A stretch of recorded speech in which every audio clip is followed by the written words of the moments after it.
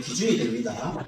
자, 기억하셔야 돼요. 성서의 강은 뭐가 된다? 지리적 경계의 기준이 된다라고 하는 겁니다. 그래서 옆에 사진을 보시면요, 야르묵강, 야복강, 아르논강, 세렛강이 있는데 요거를 기억을 많이 하신다면 이렇게 기억을 하세요. 갈릴리오 호수 바로 아래에 동쪽으로 나 있는 강 무슨 강? 야르묵강. 그 다음에 갈릴리오 호수와 사해 사이에 있는 요단강 중간쯤에 나가는 강 야복강. 사해의 중간쯤에서 동쪽으로 흘러나가는 강 아르논강. 사해의 남쪽 제일 밑단에서 오른쪽으로 흘러나가는 강 세렛강. 이렇게 기억하시면 좋겠습니다. 그 다음에 왼쪽 지중해에 보니까 기손강은 엘리야 갈멜산 그 기손강이죠. 가보면요 되게 이릅니다. 너무 작아요. 시내야 시내. 그 기손강이라 그래요. 네. 그러니까 강이란 말에 속으시면 안 돼요. 강은 뭐다? 물이야 물. 네. 강, 바다, 호수 다 용입니다. 용. 물이 있고요. 그래서 조금 물두멍에 있는 물도 뭐예요? 바다야 바다. 그래서 물 이러면은 이렇게 이제 강 그러면은 막 우리가 생각하는 큰 강 이런 게 아니다라고 생각하셔야 됩니다. 근데 우리 번역은요, 막 시내라고도 했다가 강이라고 했다가 막 하여튼 이런 여러 말을 쓰고 있어서 좀 헷갈리는데, 예, 그래서 한번 또 보죠. 자, 그래서 야르콘강 좀 중간에 있고, 그다음에 부솔강이 이렇게 사해 왼쪽 편에 있다. 그래서 약간 이렇게 기억하시면 좋겠어요. 야르묵강이 있는데 그 야르묵강에서 왼쪽으로 가면 무슨 강? 기송강. 야복강에서 저 지중해 쪽에서 나오는 강 야르콘강. 그리고 아르논강에서 왼쪽으로 가면 부솔강이 있다. 이렇게 좀 보시면 되죠. 이해하시기 쉬우라고 제가 이렇게 위치를 잡아드린 겁니다. 자, 목사님, 세렛강이 네, 세렛 시내. 네, 세렛 시내가 지금 이게 물이 사해로 들어가는 거죠? 네네네. 사해에서 나오는 게 아니라. 네네네. 다 들어가는 거죠, 바다. 네, 다 들어가는 게. 자, 이스라엘의 최대 강은 무슨 강? 요단강입니다. 예, 이스라엘 역사에서 동서를 나누는 기준이 요단강입니다. 자, 근데 강에는요, 이렇게 분류를 할 수 있는데 세 가지 강이 있어요. 나할이라고 부르는 와디, 아랍어로는 와디입니다. 와디, 나할이라고 하는 강이 있고, 그다음 이번에 보니까 펠렉, 물길, 강 등 애매하게 표현한 펠렉이라는 게 있고, 그다음에 나하르 강입니다. 나하르 강이 우리가 알고 있는 상시강, 항상강, 예, 항상 물이 흐르는 강을 나하르 이렇게 불러요. 그래서 그냥 나하르는 물이 흘러 깊이 침식되어 양쪽 깊은 골짜기에 형성된 강을 말하고 1년 내내 물이 흐르는 그런 나할이 있는데 그 강은 거의 없다. 우기 내내에 물이 흐르는 나할이라는 게 있는데, 예, 나할 아브자부 해서 레미야서 15장 18에 보면 속이는 시내에서 유래했다라고 하는 게 있습니다. 그게 무슨 말이냐면 속이는 시내란 말은요, 시내인데 속였다는 거예요. 네, 와디.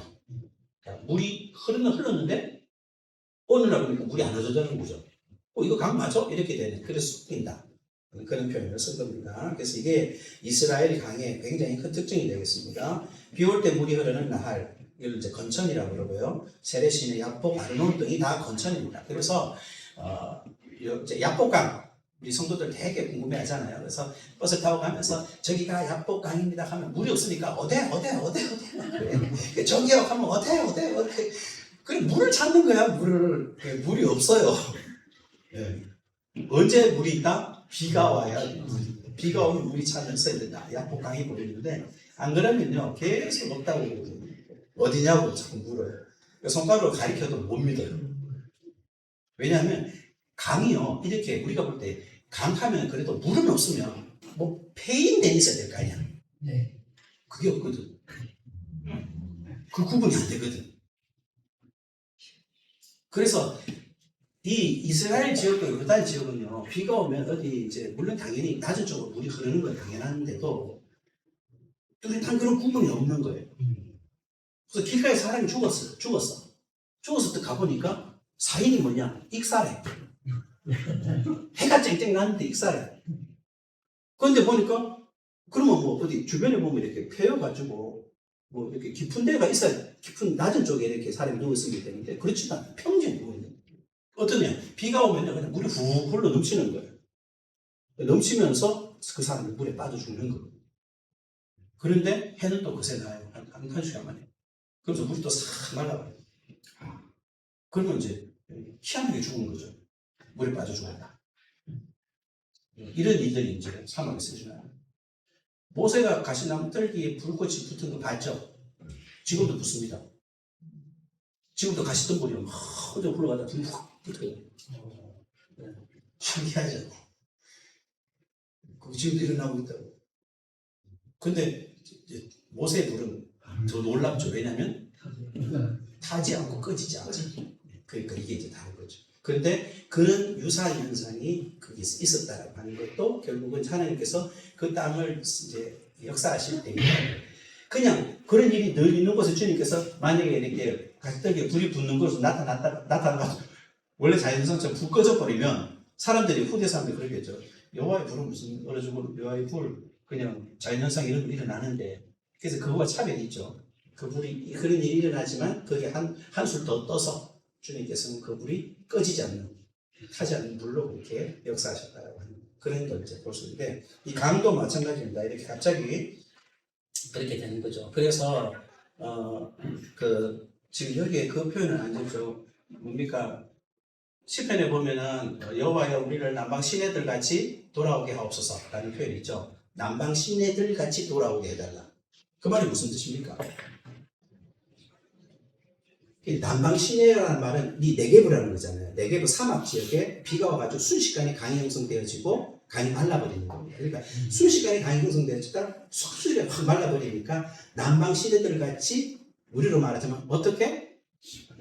빨리 돌아오게 해달라 이 뜻입니다. 남방 시내. 그러면 이 문화 속에 이 지역에 사는 사람들은 대부분 아는 거죠. 순식간에 물이 있다, 순식간에 없다, 없어지는 걸 알기 때문에. 그게 정말 재밌어요. 그게 왜냐하면 여러분들도 성교수라면 종종 그런 일을 만나는데 비가 와서 도로가 유실될 때 남쪽으로 갈 때 그런 일이 참 종종 있습니다.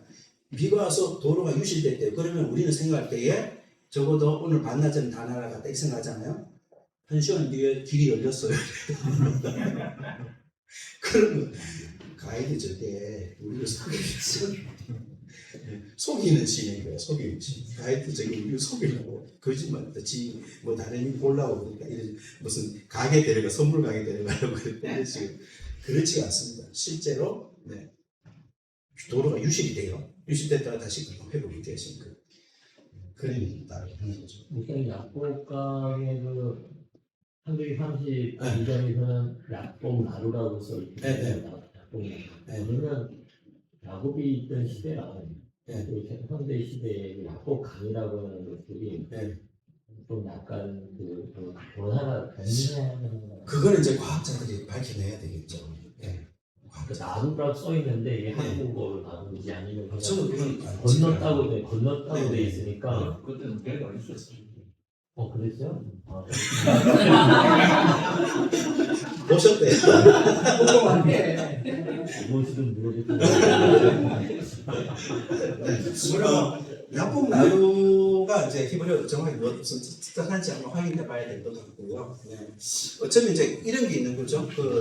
아까 그 내셔널 지오그래픽에 그런 것들 좀 많이 다뤘던데 보니까 과학자들이 그 지형이 바뀌더라고요. 지형이 바뀌는 게 이제 호수가 있으니까 호수가 이렇게 몇 킬로미터 이동되는 그런 것들을 이 과학자들이 밝혀내더라고요. 그래서 그런 점이 있겠다 싶은 게 왜 가능하냐면 우리도 성지순례 보면 베세다가 갈릴리 북쪽에 베세다가 있는데 그 베세다가 옮겨진 게 확실해요.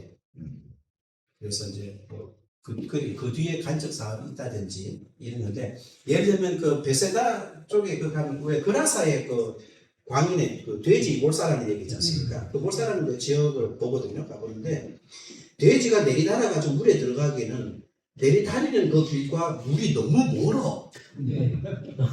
바로 들어가야 되는데 바로 입수해야 되는데 너무 먼 거죠. 나중에 밝혀진 게 뭐냐면 이게 지형이 바뀐 거예요. 그래가지고 이제 육지가 더 길게 형성이 된 거죠. 그래서 과학자들 찾아보니까 예전에는 이렇게 마타에서 거의 들어갔다라고 하는 게 맞다 이렇게 얘기를 한다는 거죠. 그래서 이제 그런 것들은 이제 과학적으로도 증명이 되는 그런 부분들이 좀 필요하다 이렇게 보시면 되겠습니다. 어쨌든 나할은 이렇게 해서 이제 비올 때에 물이 흐르는 강이다 이렇게 보시면 되고 특징은 펠렉, 나할, 나하르 이렇게 해서 물의 양이 좀 이렇다 이렇게 보시면 되겠고 깊은 골짜기 형상하고 유속이 다르다 이렇게 있습니다. 그래서 에스골 골짜기, 기드론 시내, 부솔 시내 이런 것들이 이렇게 표현되어 있다. 그래서 읽어보시면 되고요. 펠렉은 물길 가는 건 애매한데 물길과 천, 하와 천의 중간쯤이다. 뭐 이렇게 참 이거 구분하기 힘들어요. 그냥 그렇구나.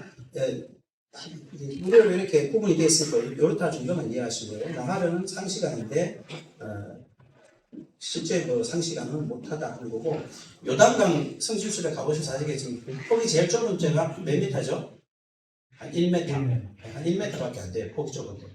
이걸 강이라고 말하기 곤란하죠. 그런 이제 특징이 있다 보시면 되고 뒤에 넘어가셔서 성설산 여러분 잘 아시는 헐몬산 성지순례 가시면요 헐몬산 꼭 가보시기를 추천을 드립니다. 왜냐하면 이 헐몬산을 보면 어떤 느낌이 드냐면 이스라엘의 북쪽과 남쪽이 이렇게 차이가 나는가 싶어요. 왜냐하면 그 헐몬산은 눈이 덮여 있어요. 그리고 제가 지금은 이제 헐몬산 올라가는 케이블카가 있습니다. 예전엔 삭도가 있었어. 이렇게 그냥 그네처럼 타는 거 있잖아요. 타고 올라가는데 그날은 날이 흐려가지고요. 구름 속에 한 15분을 갔어요. 한번도 무섭더라고. 구름 속에. 그래가 올라가서 겨울이었는데 올라가서 거기서 눈썰매 타고 아이들 데려가가지고 눈썰매 타고 막 그랬었어. 얼마나 추운지 얼마나 추운지 너무 추위에 떨어가지고 내려올 때 비닐봉지로 발을 쌌어요. 신발을 신었음에도 불구하고 그 위에다가 발을 싸가 왜냐하면 삭도니까 노출이 돼 있잖아요. 추워서 발을 싸고 내려갔는데 지금은 이제 케이블카 타고 올라가기 때문에 삭도가 뭐예요? 예? 삭도가 뭐예요? 리프트. 리프트. 삭도가 느껴져요. 어디 나라 말이에요? 삭도라고 하거든요. 어디 나라? 일본 말이. 예, 정상적인 케이블카 치고 올라가는데 그전에는 이제 완전히 그냥 이렇게 그 밑배된 게 없는 그냥 딱 달랑 의자 그냥 그런 거 도대체 어디서 오는 일본 말이에요.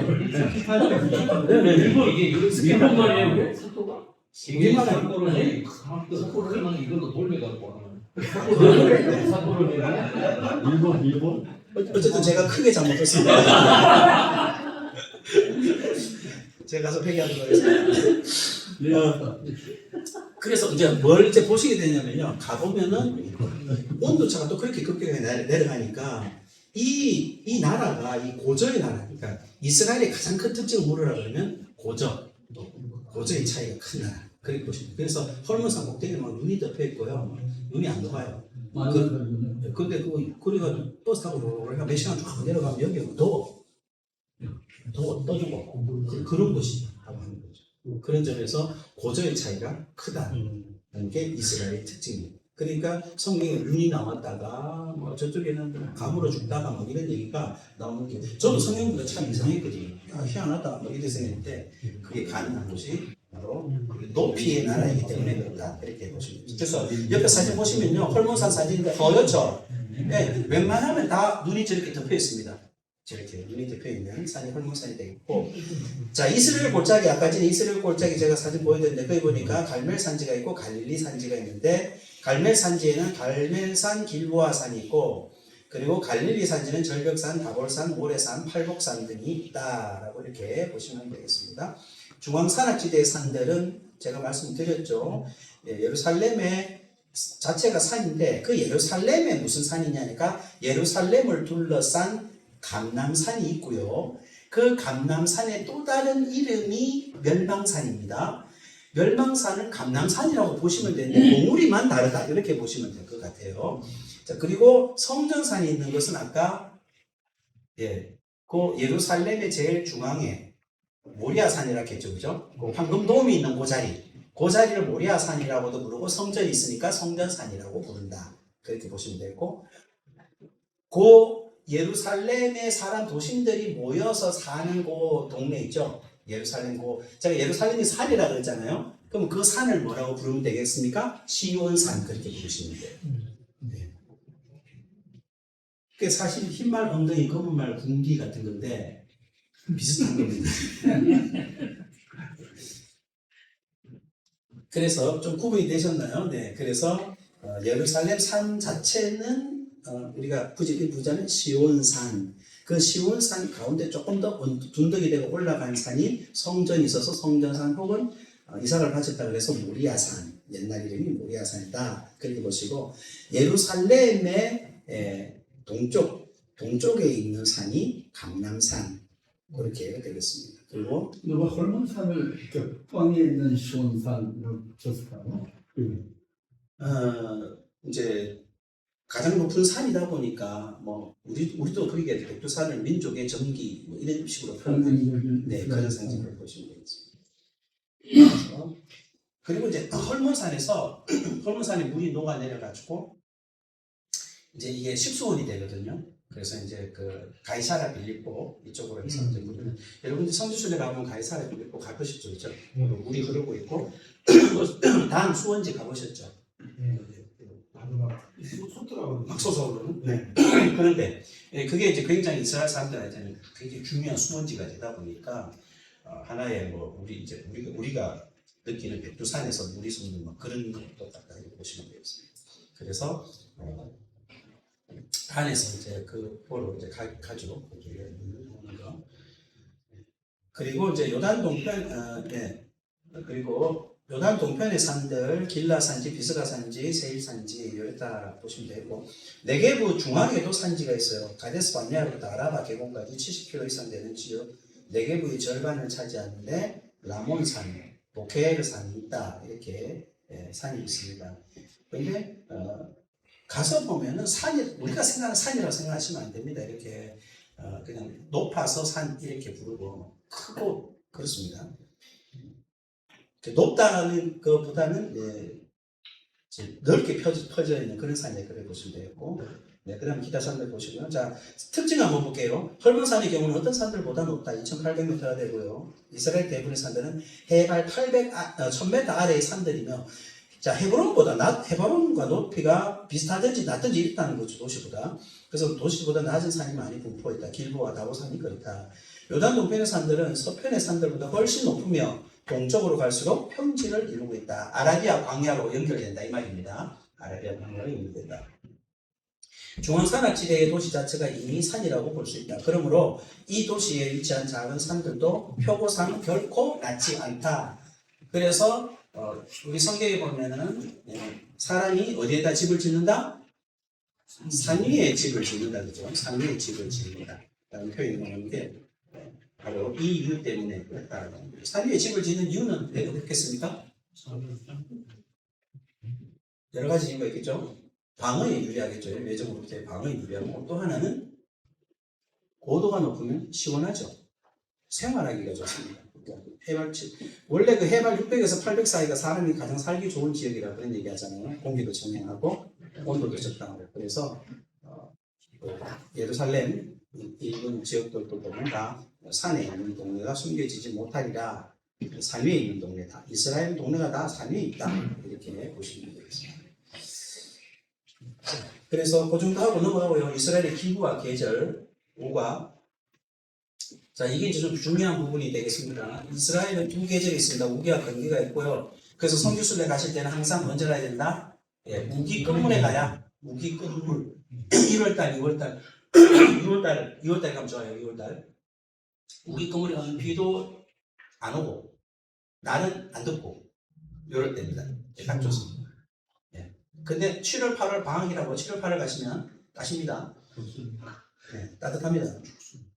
그래서 조금만 걸어도 지치고 힘듭니다. 그리고 성지순례는요 짧은 기간 동안 많이 보기 때문에 그리고 또 짧게 이동하면 3분, 5분, 10분 이렇게밖에 이동 안 하거든요. 그리고 내려서 보기 때문에 굉장히 피곤합니다. 생각보다 많이 피곤해서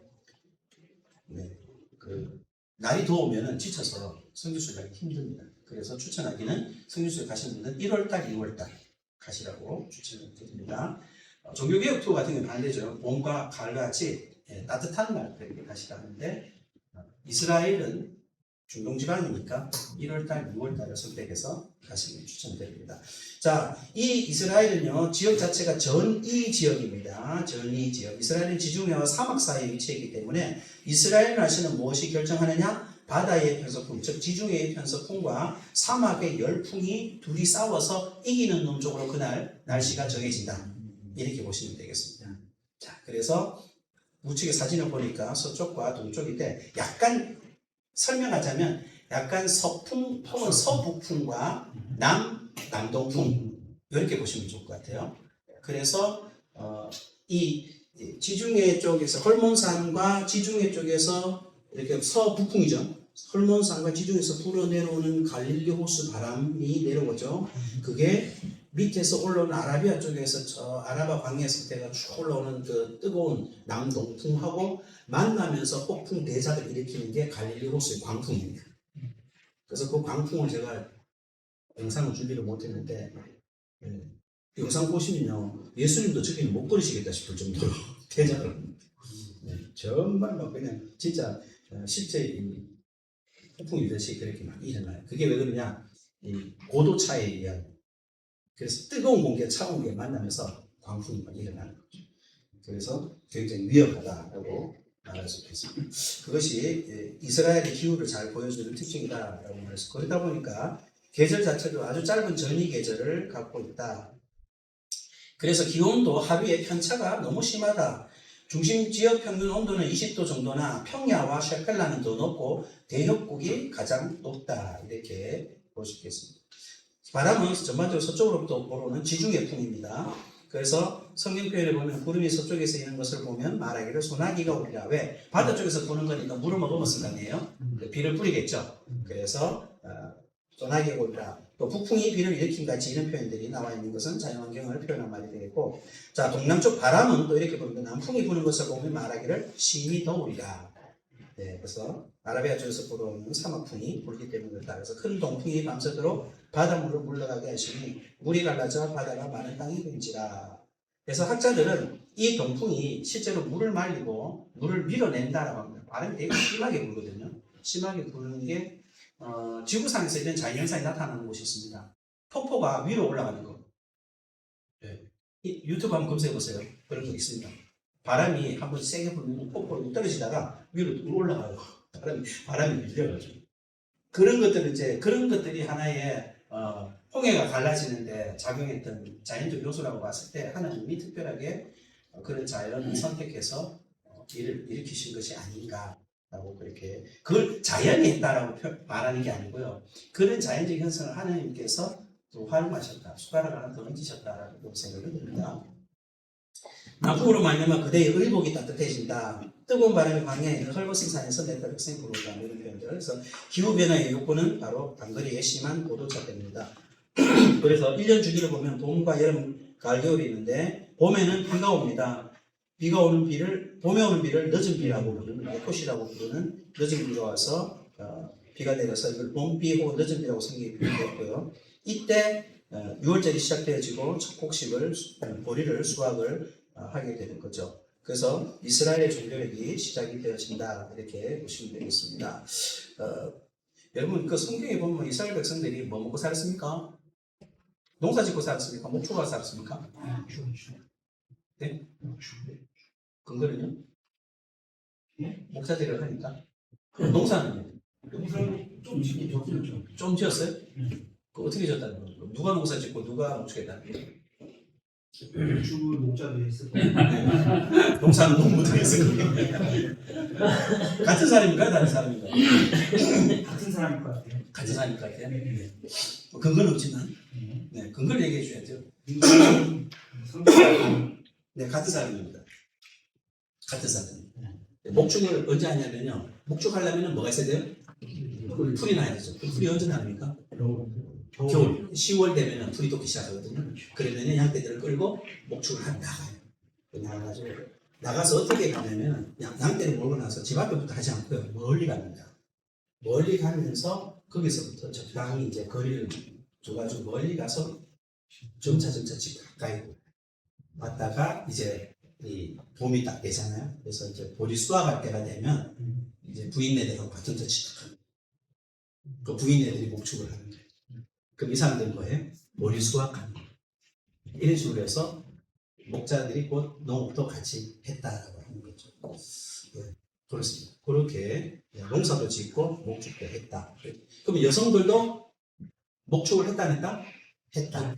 대신에 멀리는 가지 않는 왜냐하면 여자는 멀리 가면 안 돼요. 위험하기 때문에. 예. 여자는 남자가 없는 여자는 아무나 데려가도 되는 여자입니다.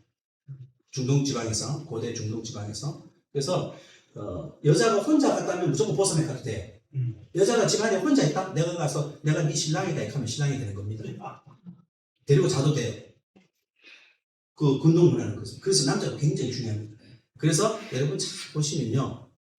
지금도 중동 지방의 TV의 장면들을 보시면 시장에 여자들 있잖아요. 뭐 이슬람 여자들 뭐 여자들 상관없이 시장 장 보러 가는데 꼬맹이 남자애를 데리고 가는 거 보셨습니까? 그런 장면 보면 우리는 아이고 뭐 당연히 그렇겠지 싶죠. 애 손잡고 가는데 요만한 애를 하나 못해 남자애를 안고 이렇게 가요. 이렇게 막 차도로 막 이렇게 뒤집어 쓰고 그런 거 왜?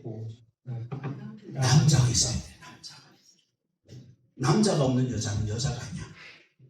물건이에요. 그래서 데려가 버려도 아무 할 말이 없어. 이게 그 중동 지방의 문화입니다. 고대부터 있었던 문화입니다. 그래서 굉장히 남자가 중요하기 때문에 여자가 혼자 어디 갔다 되게 위험합니다. 되게 위험해요. 그래서 성경에 이제 그 여자가 혼자 나가 예를 들면 그 누굽니까 그 딸 디나가 강간당하잖아요, 그죠? 강간당은 잘 생각했어요. 뭐가 좋아가지고 지 혼자 좋아가지고 동네 구경 나간 거야. 위험한 짓을 한 거지. 그래서 강간당하고 자기 오빠들이 막 난리치고 그러지 않습니까? 그런 얘기들이 나오고 또 다른 예가 갑자기 기억이 나네요.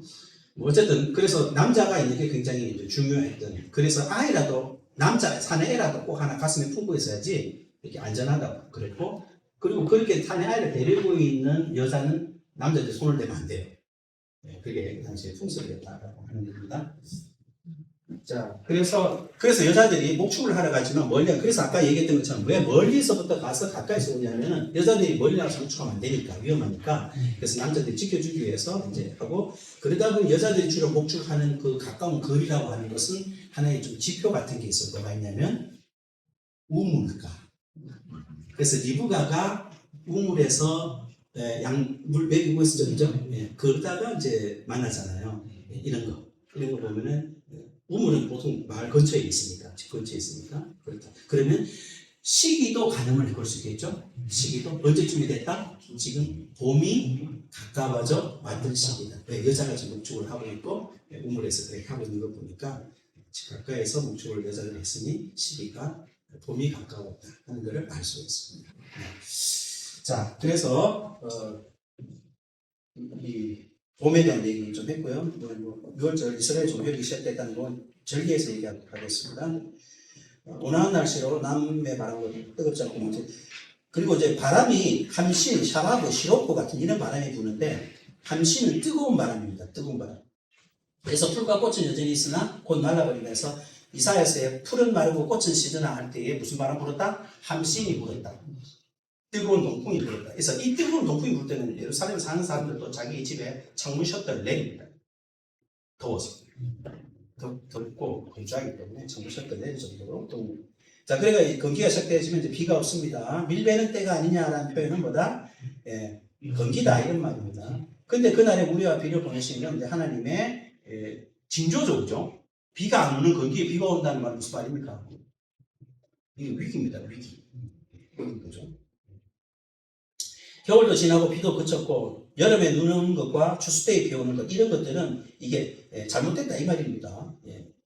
곡식 수확은 초여름에도 계속됩니다. 모처과 이르는 게 있고요. 맥추절 지키라 천년매를 부릅니다. 이런 게 있고 서쪽으로부터 규칙적이고 저녁 이풍이 시원한 기운을 가지면서 밤에는 이슬이 내립니다.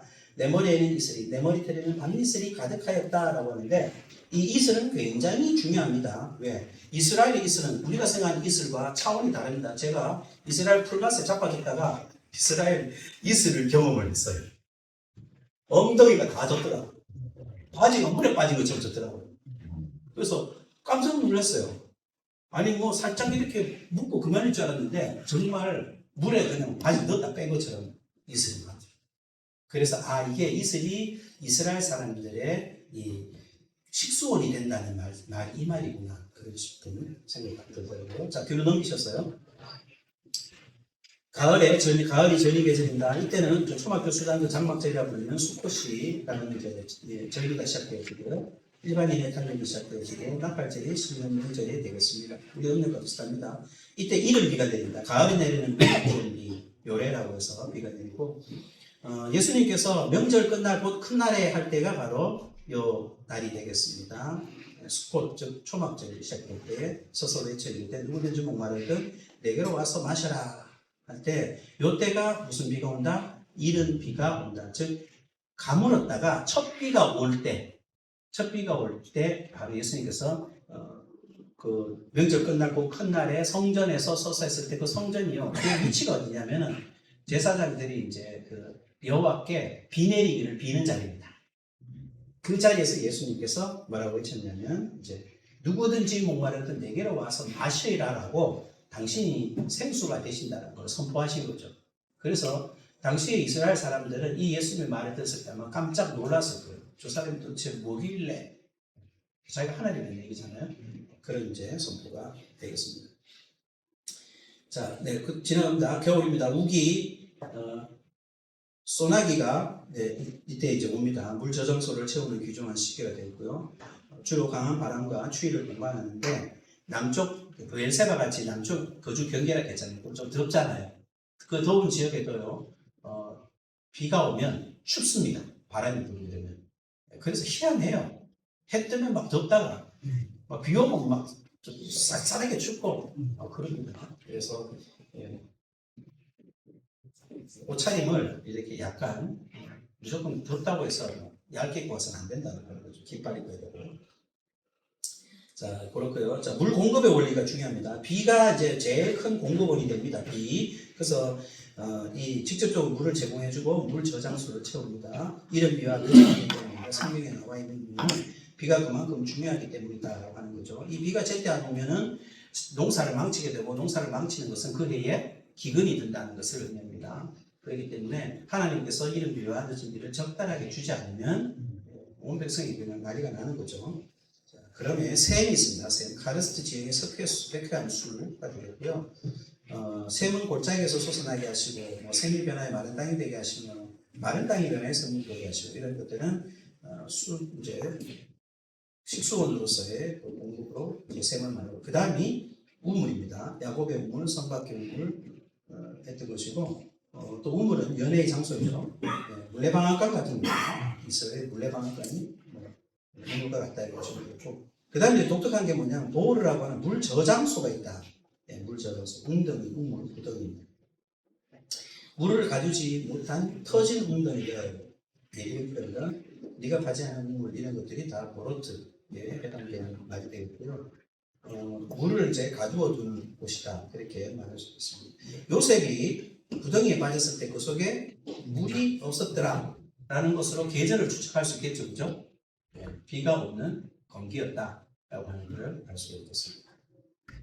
그리고 연못이 있고요. 연못은 베데스다 연못 같은 연못이 있고 실로암못, 기브온 같은 곳이 있다.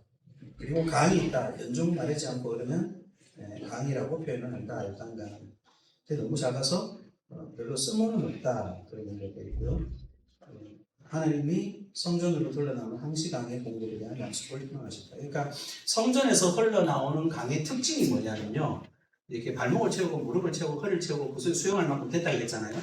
그 말 뜻이 갖고 있는 건 뭐냐면 풍부하다는 것도 의미가 있지만 여태까지 강이 중요한 게 뭐가 중요하다고 했어요? 끊이지 않고 흐르는 강.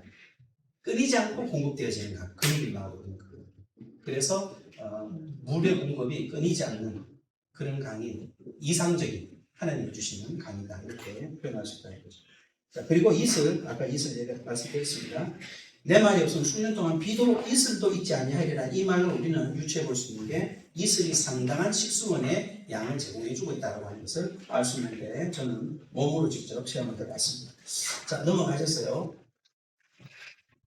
이스라엘의 농업과 목축 오늘은 이렇게 하고 마치도록 하겠는데 자, 비록 무화과 나무가 무성치 못하고 포도나무가 열매가 없으면 감람나무 소출이 없으면 밭에 먹을 것이 없으면 우리 양이 없으면 소가 없을지라도 무슨 뜻인가 하는데 우리는 그냥 뭐 쉽게 그냥 판단하죠. 먹을 거 없어도 주님 의지하자 뭐 이 말인데 무화과가 언제 나는 거냐면요. 봄에 납니다. 그리고 포도나무는 여름, 감람나무는 가을에서 겨울 이렇게 나요. 그러니까 사시계절에 나는 것들이 없으며 그 다음에 우리의 양이 없고 외양간의 소는 뭡니까? 목축이죠. 그러니까 농업과 목축이 아무것도 안 되었다 이런 뜻입니다. 그건 뭡니까? 절망적인 상황이라는 거죠. 죽을 상황이라는 얘기입니다. 그것을 이렇게 표현을 했다. 그래서 계절 과시를 구해가지고 그리고 목축을 통해서 표현했다 이렇게 보시면 되겠습니다. 그래서 농업과 관련해서 신명기 8장 7절부터 11절이 굉장히 중요한 말씀인데 여기에 이스라엘의 농산물이 다 나오죠. 밀과 보리, 포도, 무화과, 석류, 감람나무, 꿀 이렇게 나오죠. 이스라엘의 7대 대표 식물이 있는데 밀과 보리 이건 곡식입니다. 그리고 포도, 무화과, 석류, 감람나무는 산지에서 재배하고요. 종려나무 이건 이제 대추 야자 나무인데 여러분들이 선물로 사오시는 거 있죠. 대추 야자 열매 그게 종려나무입니다. 종려나무.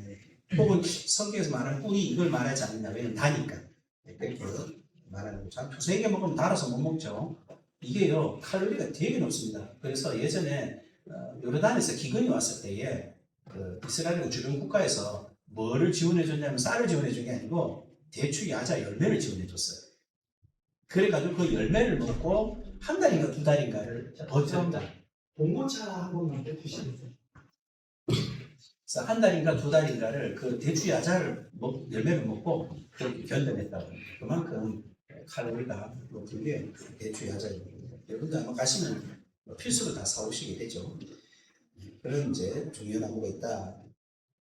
곡식들이 중요할지라도 2번입니다. 곡식들이 중요할지라도 위 언급한 과실수에서 이스라엘의 주요 생산품을 얻는다. 곡식, 포도주, 기름은 성경에 종종 언급되어져 있다. 그래서 이렇게 언급되어 있고요. 자, 첫 번째 감람나무 보겠습니다. 감람나무는 가정 등불의 주요한 원료가 되고 또 성전에서 쓰는 거 뭐 여러분 잘 아시니까 그것도 성지순례 가보시면 이제 감람류 짜는 거를 이제 보시게 되죠. 올리브 나무죠. 올리브 짜는 거 보시면 이제 제일 좋은 거는 어디 바치겠습니까? 제일 높은 거는 이제 성전에 제사용으로 쓰고 그 다음에 식용 그 다음 또 의향용으로 기름으로 낫게 하니까 의향용으로 쓰고 식용으로 쓰고 그래서 두루두루 나중에 피우는 걸로도 쓰고 그래서 짜는 대로 짜내가지고 이제 찌꺼기까지 짜내서 두루두루 쓴다 그렇게 보시면 되겠습니다. 특성은 이집트 메소포타미아의 토양과 기후는 감람나무를 재배하는데 부족합니다. 그래서 중요한 수출품이 된다라고 하는 거고요. 감람나무는 낮고 이스라엘에서 잘 난다 이 말이죠. 감람나무는 낮고 건조한 지역 특히 이스라엘 같은 토양에서 잘 자랍니다. 그래서 이스라엘의 주요 사업 중에 하나가 기름 사업이다. 그리고 죽지 않는 나무다. 비둥이 잘려도 그 흙에서 다시 줄기가 나온다. 그래서 여러분들이 가보게 되면 게세마네 동산에 감람나무가 있는데 그 감람나무는 예수시대의 감람나무 아닙니다. 그 게세마네 동산에 사람들이 막 그거 보고 또 막 흘려 바꾼 데는 아니고 1000년밖에 안 됐어요. 예수님 2000년 전 쌓으시고 그러니까 1000년 넘은 나무가 8그루인데 오해하지 마시기 바랍니다. 성경의 감람나무 보면 나무들 중에 왕으로 묘사가 되어져 있고 그렇죠. 네. 그리고 감람나무는 해발 800m 아래에서만 서식합니다. 그러다 보니까 노아가 이제 홍수 때에 까마귀와 비둘기를 내보내죠. 그래서 뭘 물어옵니까? 비둘기가 네, 감람나무 잎사귀를 물어오죠. 그 말은 해발 800m 아래로 갔다는 뜻입니다. 거기다가 비둘기는 젖은 땅을 밟지 않습니다. 특성상. 그러다 보니까 마른 땅이 되었다라고 하는 걸 확인하고 광주에서 나오게 되는 거죠. 포도나무는 포도나무 이 얘기는 너무 아시죠? 내게 붙어서 열매를 맺지 아니하는 가지는 아버지께서 그것을 제거해 버리시고 무릇 열매를 맺는 가지는 더 열매를 맺게 하려고 그것을 깨끗하게 하시느니라. 이 얘기는 다 아시죠? 예. 추석이 다 잘 돼 있어서 아시죠? 이게 제거하고 깨끗하게 한다는 말의 뜻. 이 말입니다. 제거하는 가지는 어떤 가지냐? 가지가 포도가 열매가 맺혀가지고요. 땅바닥에 늘어지는 가지를 말합니다. 그러면 포도가 땅에 닿으면 땅에서 포도가 썩겠죠. 그럼 어떻게 해줘야 됩니까? 가지를 덜어줘야 되겠죠. 그래서 덜어준다는 뜻입니다. 덜어준다. 제거한다는 말은 덜어준다는 거예요. 리프트업 한다는 그 뜻입니다. 제거가 아닙니다. 덜어줍니다.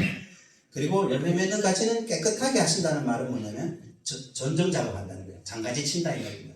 장가지를 쳐서 더 잘 덜덜도록 그렇게 한다. 그런 말이 되는 거죠. 그래서 이런 것들은 좀 이스라엘 농사를 좀 이해해야 가능하겠죠. 그 다음에 포도는 무성한 것이 특징입니다. 여러분 옆에 사진에 보면 이게 좀 그림이 잘 보이셔요? 두 사람이 포도 송이 하나를 메고 가고 있습니다. 보이십니까? 네. 이 정도로 이스라엘의 포도가 크다. 포도가 크다. 하는 건데, 그러다 보니까 저 좋은 이 영상 이 화면을 나가고, 이거 해야 되는데, 시간이 없었어요. 기억나시죠? 자, 네, 이렇게. 강 이렇게 표시가 되고요. 복수하듯이. 이런 다 보시면 되겠고.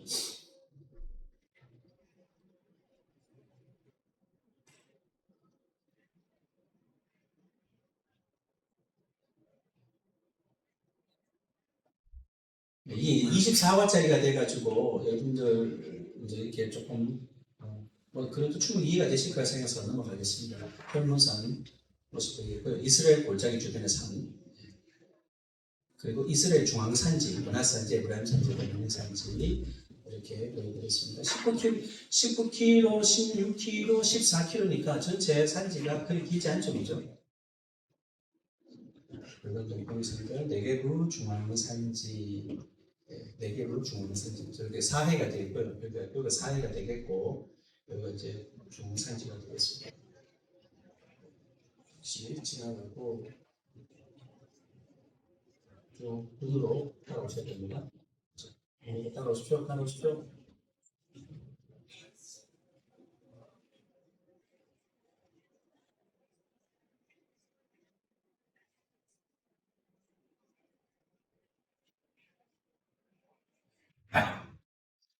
네, 이거 보시면은 이제 이쪽 서쪽에서부터 뜨거운 바람이, 바닷바람이 이렇게 불러와가지고 이렇게 비를 내리고 여기서 팬 현상에서 건조하고 비가 없는 그런 이제 바람이 이리로 내려가면서 이쪽의 온도를 올리게 되는 겁니다. 그러니까 쉬운 말로 처음에는 바닷바람 물기로 가져와가지고 시원하게 내려줬는데 건조해지면서 뒤로 넘어갈 때는 오히려 온도를 올리는, 다시 말하면 이쪽으로부터 오는 바람의 영향을 이겨내지 못하면서 이쪽이 온 건조해지는, 그러다 보니까 여기 예루살렘이 있는데 이쪽이 뭐가 형성이 되냐면 유대 광야가 형성이 되어지더라 라는 그런 얘기가 나왔습니다. 네. 1월에 갈릴리 주변 이렇게 가시기 좋다라고 하는 거죠. 눈 내리는 이스라엘, 이게 지금 어디냐면요, 예루살렘에서 헤브론 가는 길입니다. 라는 길도 이렇게 눈이 내리고 있습니다. 당신이 잘하고 시록과 같은 바람이 분다.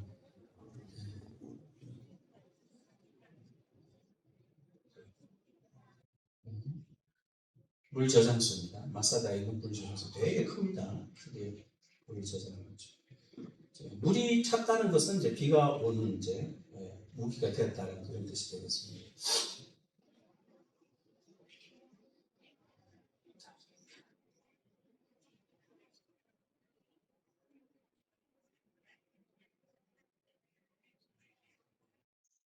이거 하셔야 되는데 시간이 좀 부족해서, 자, 적과 그 배우는 계단식 농법, 올리브, 감람나무. 우리는 이제 성경 올리브 나무라 하면 좀 좋을 것 같다는 생각이 들어요. 감람나무가 우리 이제 나이가 들어서 익숙하긴 하지만 좀 젊은 세대들은 감람나무 그러면 무슨 그림 그려질지.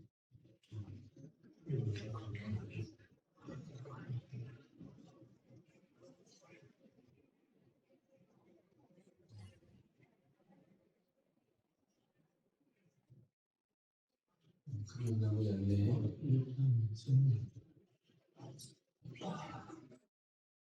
포도나무는 이스라엘을 상징한다. 그래서 포도나무가 되겠고요. 이렇게 농부가 이렇게 누워 있는, 이거는 이제 가지를 이렇게 들어주고 잘라내고 하는 그런 장면이 있습니다. 성경의 포도나무는 뭐 이렇게 정상꾼들이 획득한 물건 중에 포도를 이렇게 메고 갔다라고 하는 거예요. 실제 지금도 이렇게 열립니다. 이렇게 이렇게 열리면 무시하죠. 포도입니다. 포도. 자기가 안 시원해요. 이거 한번 그냥 네. 굉장하게 찢어질 것 같아요. 공자가 다른 그래서 예수님은 참 포도 나무셔서 안 찢어질 것 같습니다. 안 찢어져요. 우리는 아직 하나님 힘들고요. 무성함과 관련해서 구원받은 자들이 많음을 암시합니다. 그러니까 포도나무 그러면 유대인들은 무성하다, 열매가 무성하다는 걸 직감적으로 떠올릴 거 아닙니까? 그래서 이 표현을 할 때는 우리는 근데 포도나무 하니까 감 없죠. 감이 없어서 예수 포도나무 하니까 와인과 같이 좋으신 분 같아요. 요즘도 저렇게 나오는 요즘도 저렇게 나오는데 저렇게 재배를 안 하죠 사실. 왜냐면 상품성이 떨어지니까 저거 그 떼기가 쉽지 않잖아요. 대충 공자가 다른 종자가 다르다고 봐야 되겠죠. 행위에 조금 왜냐하면 더 좋은 종자가 있고 이렇게 상품성 있는 종자들이 많으니까 좀 좋으신 것 같아요. 굉장하죠. 그래서 이제 예수님이 포도나무다라고 할 때는 어떤 의미냐? 구원받을 사람이 많다. 포도나무 열매가 저렇게 많이 달리잖아요. 그러니까 예수님께서 구원하실 사람이 저렇게 많다는 것을 의미한다고 보시면 되겠습니다.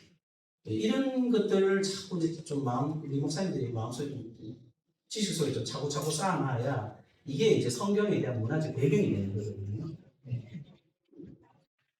자, 예수님의 이 무화과 저주하는 건 뭐 다 아실 테니까 좀 지나가겠습니다. 예. 백박의 설명도 백과 파괴, 첫 무화과 열매를 파괴라고 하는 거. 무화과가 1년에 5번이나 열리는 거 아니죠? 네, 여러 번 맺히죠. 그래서 처음 먹는 열매는 파괴, 나머지 열매는 테에나인데 파괴는 맛이 별로 없어요. 첫 열매다 보니까 그래서 테에나가 뒤에 가서 상품성이 있는 거고. 그래서 이제 예수님께서 저주하신 건 뭐냐면 파괴입니다. 파괴를 저주하시고. 그래서 예루살렘의 영적 상태를 저주한 거다 그렇게 보시면 되겠습니다. 무화과 나무가 되겠고요, 열매가 되겠습니다. 종려나무는 대추 생명나무라고 불릴 정도로 중요한 먹거리고 한 나무에서 100kg이 생산됩니다. 그리고 100g에 350칼로리가 되니까 굉장하죠. 칼로리가. 그래서 광야에서 그 시간에 먹을 만하고 되겠죠. 물가에 물생열류가 종려 70주 되고 꿀이 아니겠느냐, 세계에서 말하는 꿀이가 아니겠냐 이렇게 봅니다. 당도가 65브릭스 해당이 된다. 파인애플이 17이니까 굉장히 다르죠. 높은 저장성을 가지고 있어서 비상식량, 전투식량, 기근의 식량으로 쓸 수 있다. 정금입니다. 정금이. 종려나무, 대추야자나무 이렇게 있고, 종려나무는 성경의 나무죠. 강 좌우가에 다말이라는 이런 뜻이 이 종려나무인데, 종려나무 열매처럼 자식 많이 낳아라 이래가지고 다말이라고 이름을 짓는다고 했죠. 그래서 의인은 종려나무 같이 번성하며, 종려나무로 빗댄 것은 그만큼 풍성하다, 후성이 풍성하다는 의미입니다. 종려나무 성읍이 내리고, 그래서 예루살렘 성수의 종려나무 가지를 흔든 것은 유다리와 키 가문의 하늘과 수전제를 제한한 거다. 자, 이스라엘의 목축 양과 염소. 네, 여기 보시면요, 양과 염소가 보이시죠? 어떻게 구분이 되죠?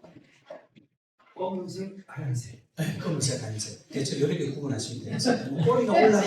꼬리가 올라가고 내려가고 하는데 그냥 지가 꼬리 올려 불면 모르겠죠. 그래서 이스라엘에서 쓰는 양들은 대체적으로 그 종류가 크게 구분되는 게 흰색과 검은색으로 구분이 된다. 그렇게 보시면 되겠고요.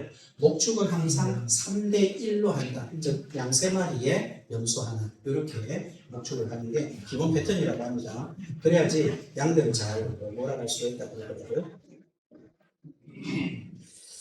그리고 여기 참 하나 빠졌다, 그렇죠? 여기 석송류나무가 빠졌는데, 그냥 보시고 지나가도록 하겠습니다. 읽어보시고요. 자, 목축과 관련해서 책을 좀 보십시오. 책이 좀 공간에서 사진보다는. 히브리인들의 최초 직업은 목축이었다. 목축하는 자들인데 남자는 무기부터 보리, 추수, 금기초까지, 여자는 금기초, 7이나 5년 가까이서 목축을 했다. 목축에 유리한 땅을 가지고 있었기 때문에 이렇게 했다라고 하는 거고, 가축을 위한 풀과 사람 위한 채소를 자라게 하시냐라고 시편에 얘기하고 있죠. 그래서 시절에 따라서 목축과 농업을 같이 했다라고 하는 게 되겠고, 목축은 부의 기준이 됩니다. 그래서 종종 가축의 숫자, 그래서 성경에 보면은 뭐 아브라함이 뭐가 몇 마리 하는 게 바로 그런 얘기가 들려요. 현대 이스라엘에서 양 8마리 있으면 먹고 살 수 있다고 합니다. 그렇게 얘기하더라고요, 현지에서. 그리고 너무 웃기는 게, 베두인들 막 시커멓게 양치 다니는 막 정말 모르고 말도 안 했는데 집에 가보면 벤치 있고, 그렇더라고요. 그러니까 이 사람들 요새는 집을 도시 얻어놓고 목축을 하면서 생계를 유지하는 거죠.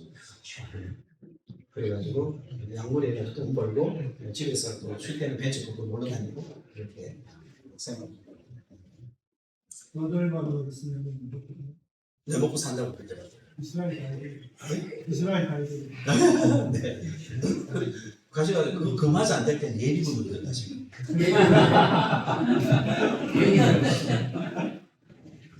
자, 부의 기준이 되고요. 그리고 이제 성전 제물로서 양이 이제 바쳐지면 잘 아시는데, 특별히 양의 기름 중에서 기름진 꼬리 있죠. 기름진 꼬리. 기름진 꼬리를 바친다. 기름진 꼬리 갖고 얘기들이 참 많이 많은데, 이 이스라엘 양이요, 품종이 뭐냐면 라티카우다라는 양입니다. 라티카우다. 뜻이 라틴어로 넓은 꼬리라는 의미를 갖고 있고, 특징이 뭐냐면 두꺼운 지방 꼬리를 가지고 있는 특징이 있어요. 그러니까 이스라엘 양의 특징이 어떤 특징이냐? 꼬리에 지방이 많은 양이에요.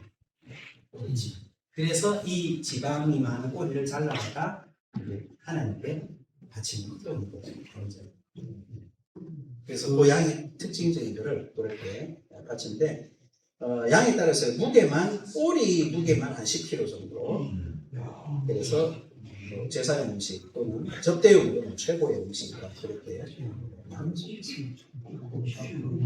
그래서 우리가 이제 생각할 때 그냥 기름진 꼬리를 바친다 하니까 그 제사법에 그냥 그런가 보다 싶은데, 사실은 굉장히 그 양에 있어서 중요하고 소중하고, 우리 무식으로 말하는 값되는 가치 있는 것을 하나님께 바치는 거다. 그렇게 보시면 되겠습니다. 자, 그래서 양의 꼬리, 기름진 꼬리, 그래서 최상급의 헌신과 봉헌을 의미한다라고 하는 거죠.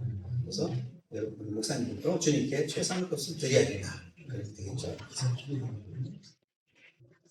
그리고 우리 목사님들은 최상급이 별로 없으신 것 같아요. 한 40억은 있어야 되는데. 자, 목축과 예수, 목자 예수, 나는 선한 목자다 그렇게 말씀하셨고요. 나는 내가 문이다 그렇게 말했는데, 예수님께서 내가 양의 문이다라고 말하는 이유는 뭐냐면, 이게 이제 풍속과 관련되어 있는데, 양들과 염소가 잘 때 분리가 됩니다. 어떻게 분리냐면, 염소는요 추운 데서 못 자요. 그래서 이렇게 동굴 같은 데 들어가면 기 들어가요. 물속으로 기를 갑니다. 지들끼리만 등등 붙어가지고 자는데, 양들은 반대예요. 신선한 공기를 찾아 나옵니다. 그 동굴 입구에 있는데 동굴 밖으로 나가면 안 되잖아요. 잃어버리니까. 그러니까 이제 동굴을 이렇게 막아놓고 문 입구를 누가? 목자가 지키고 있어요. 이런 양들이 튀어나니까. 그래서 밤새 목자가 지키는 거예요. 그러니 목축은 굉장히 고단한 작업이다. 그래서 성경에 여호와께서는 주무시지도 아니하시고 졸지도 아니하신다 하면서 주님을 목자로 표현했잖아요. 그 굉장한 말씀이죠. 여러분들이 밤에 티 나니까. 그런데 예수님 뭐라고 하세요? 나는 양의 문이다. 지키고 있다. 지키고 있다. 말씀하시죠. 이런 거 보면 너무 은혜가 되지 않습니까? 네. 자, 그리고 뒤로 넘어가서 양과 염소가 것입니다. 가장 일찍 사육된 가축이 되겠고요. 양은 성경에 100번 이상 나옵니다. 아벨 시대부터 양을 키웠고, 밑에 품종 적어놨네요. 라티카우다 양이라고 지방꼬리가 많은, 지방이 많은 꼬리를 가진 양. 그리고 흰색 이미지가 있어가지고 양털같이 희게 될 거라는 게 바로 이 품종을 얘기하는 거고, 염소는요, 발락이라든가 블랙베리, 다마스쿠스라는 종이 주로 있다고 합니다. 털이 길고 검은색이고요. 더위에 잘 견뎌요. 더위에 잘 견뎌요. 억세고 독립적이고 고집이 세고 사나운 편이어서 독단적인 그런 것들이 있습니다. 그래서 생태적인 특성 차이를 보면 보호와 관련해 가지고 순양은 자신의 암컷을 보호하고 자주 침범하는 순양과 싸움을 벌입니다. 그래서 명예로운 동물로 치는가 하면 순염소는 자신의 암컷이 유린을 당해도 전혀 상관치 않습니다. 그런 점에서 좀 수치스럽거나 이렇게 이해를 한다는 거죠. 잠자리도 방금 설명해 드렸던 것처럼 염소는 따뜻한 곳을 선호하고 양은 신선한 공기를 선호한다. 그래서 목자들이 밤에 밖에서 자기 양떼를 지키더니라는 누가복음의 말씀이 바로 이거를 얘기해 주는 거다. 그래서 군집 생활과 개별 생활을 한다고 하는 거죠. 자, 염소는 개별 행동합니다. 그러다 보니까 자주 벌어지는 일이 뭐냐? 낭 떨어지가 가지고 추락합니다. 그러니까 반면에 양들은 군집 생활합니다. 서로 그냥 다 들러붙어가 다닙니다. 왜 들러붙어가 다닐까 하는 여러 가지 이유 중에 하나가 어떤 이유가 있냐면 양들이 털이 아까 전에 곱슬곱슬하고 털이 많다고 그랬지 않습니까? 흰색털이 많은 종류라 그랬잖아요. 그 털옷을 입고 중동의 뜨거운 열기 아래 있으면 어떻게 했습니까? 양복이 되는 거죠. 양무추가 되는 겁니다. 양꼬치. 그래서 얘네들이 어떻게 하냐면 이제 몸의 열기를 내리기 위해서 상대 쪽에 무리 속에 대가리를 집어넣어서 그늘 속으로 들어가는 거예요. 그러다 보니까 막 몰려있는 거예요. 네. 그래서 그게 지금 제일 설득력 있는 그런 얘기예요. 그러다 보니까 이 무리가 어디로 가느냐에 따라서 막 따라가다가 한 놈이 떨어지면 다 같이 막 떨어지는 게 지금 뭐가 중요하냐면 머리 들이밀고 햇빛을 피하는 게 중요한 거거든요. 그런가 하면 염소는 상대적으로 이 품종이 열에 강한 빛에 강한 태양에 강한 그런 품종이 돼가지고 독자적으로 행동을 할 때가 많다고 합니다. 그래서 양과 염소를 3대1로 이렇게 썼는데 그렇게 하는 것은 염소가 돌격대 역할을 해서 바위와 비탈길을 행진할 때 또 이렇게 하고요. 이 염소가 하는 걸 양이 따라서 하는데 염소는 다 자란 풀을 먹는데요. 그런데 양은 자라지 않은 풀도 막 뜯어먹는데요. 그러니 염소가 다 자란 풀을 먹어줘야 나머지 덜 자란 풀이 또 다음날 내가 자라면 또 그걸 먹고 이래야 될 거 아닌데 처음부터 그냥 어린 풀을 다 뜯어먹어버리면 먹을 게 없어지잖아요. 그 목줄이 오게 되잖아요.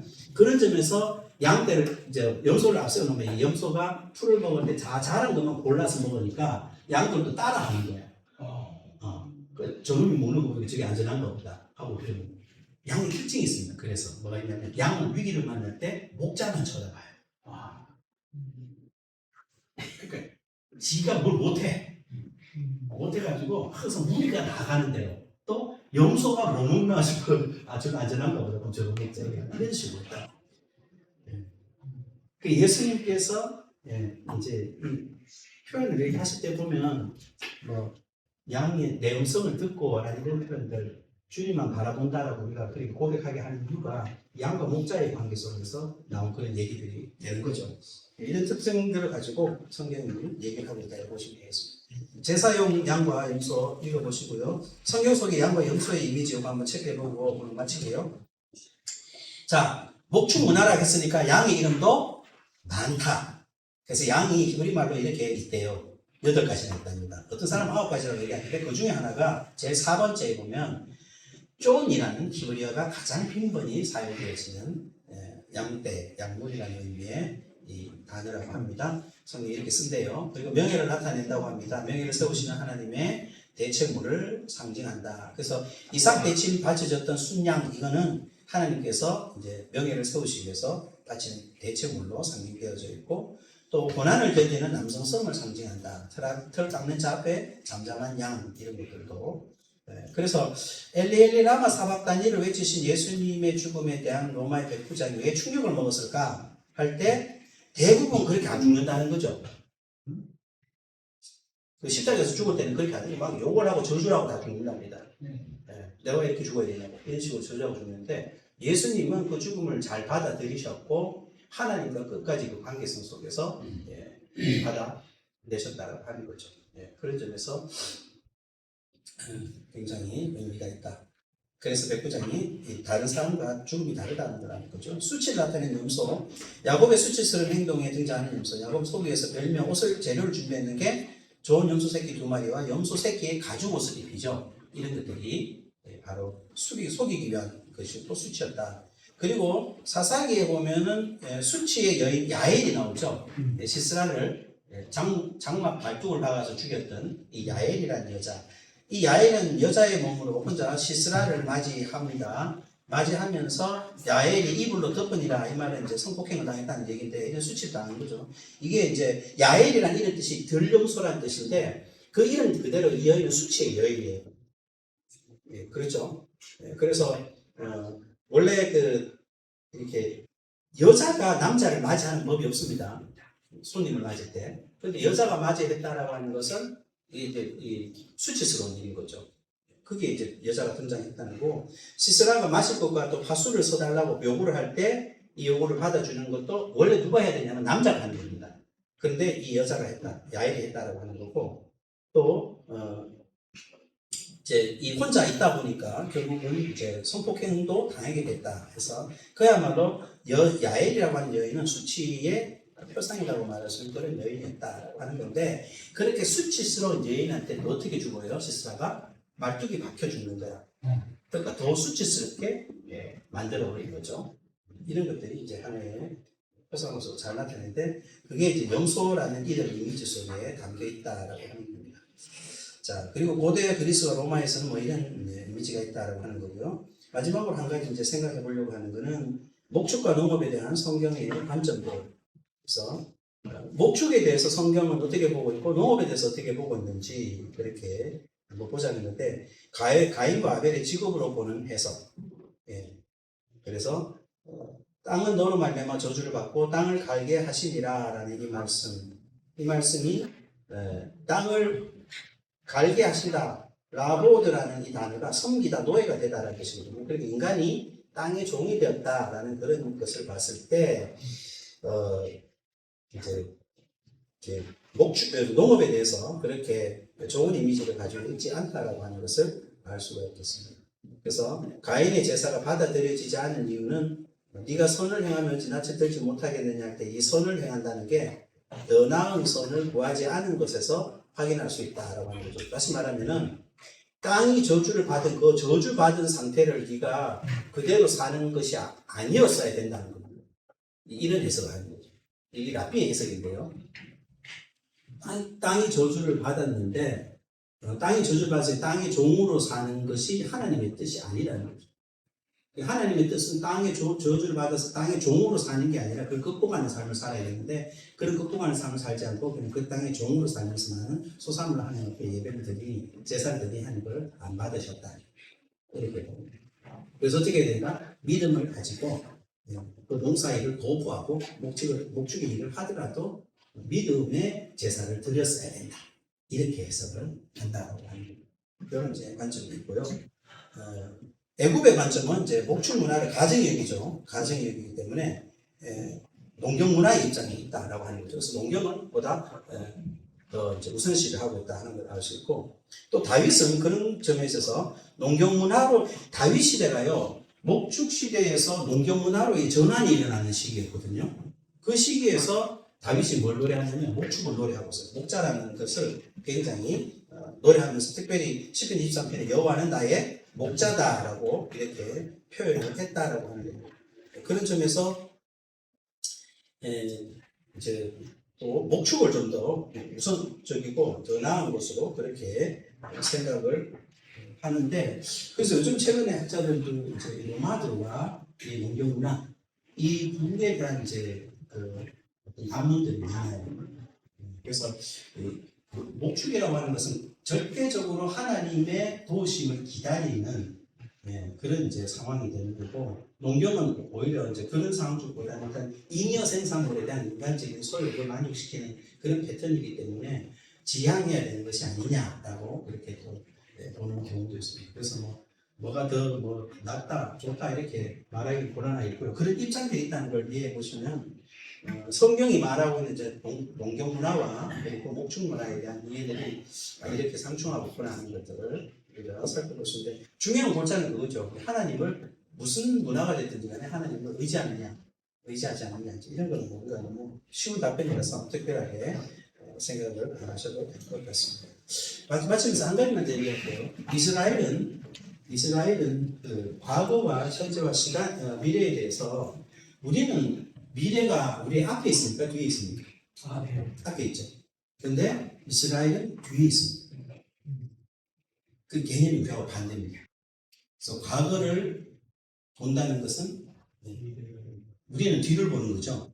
근데 이스라엘은 앞을 보는 거예요.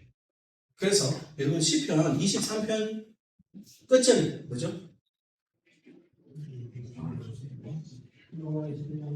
가리로다 그 영원히 살리는 이제 목전에 손을 사는 갑자기 끝에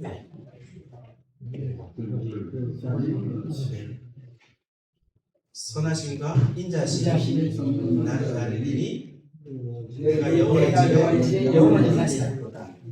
인자심과 성실하심이죠.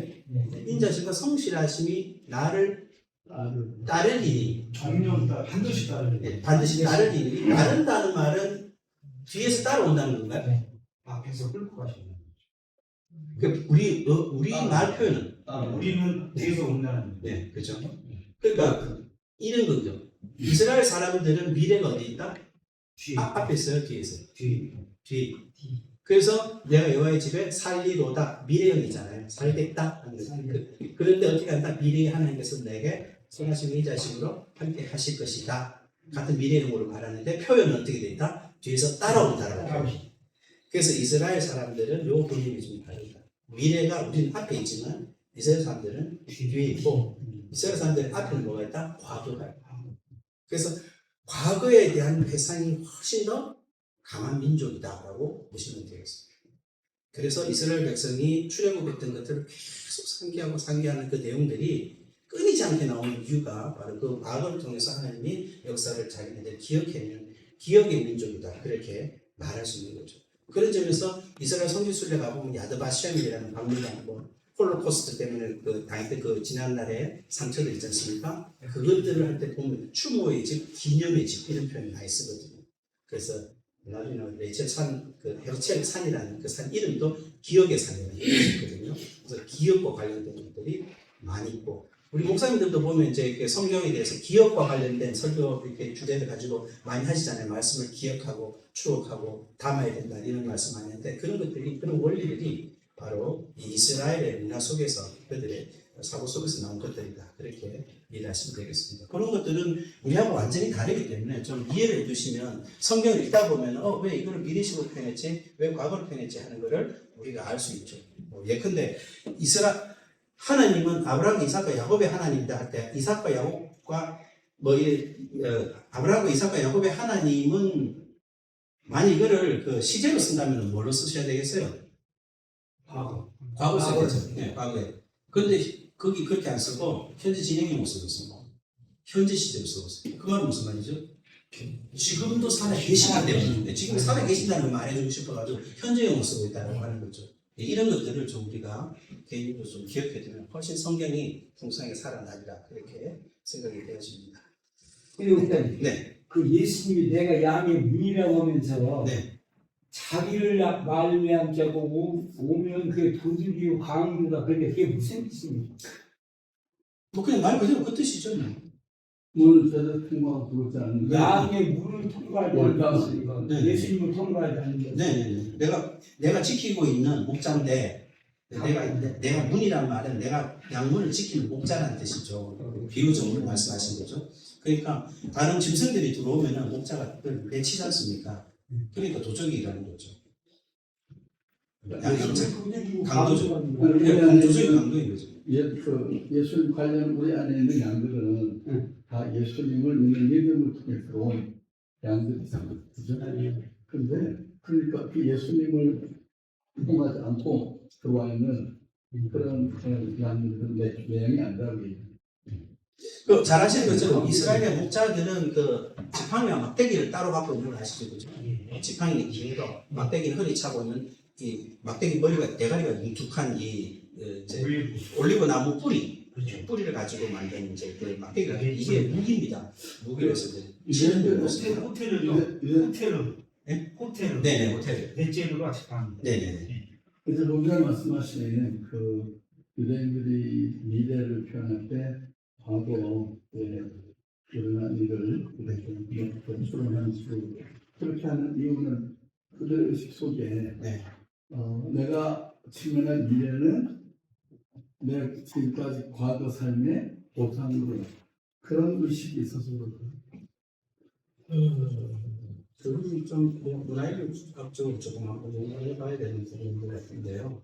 뭐 일단 뭐 그렇다 그 사람들의 그 의식이 그렇다라고 하는데 아마 그 여호와의 율법을 받은 백성이기 때문에 아마 그렇지 거예요. 그러니까 기억의 백성이라고 하는 게 율법을 받았기 그 말씀 계속 되뇌고 기억을 해야 되지 않습니까?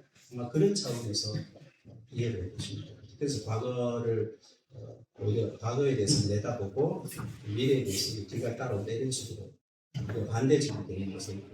문제가 과거 언약의 성취. 예, 그래서 우리는 이렇게 과거를 읽고 미래 쪽으로 이렇게 보지만 이스라엘 백성은 오히려 과거를 더 본다는 거예요. 미래를 위해서 과거를 더 보는 쪽으로 포커스가 맞춰져 있고 그래서 좀 기억의 백성이다 이렇게 보는 게 이제 이스라엘 백성 이해하시는데 좀 문화적으로 도움이 되신다 그렇게 이해하시면 되겠습니다. 네, 다른 질문 오늘 없으시면 제가 기도 한번 마칠까요? 아, 예, 그렇습니다. 네. 좋으신 주님 감사합니다.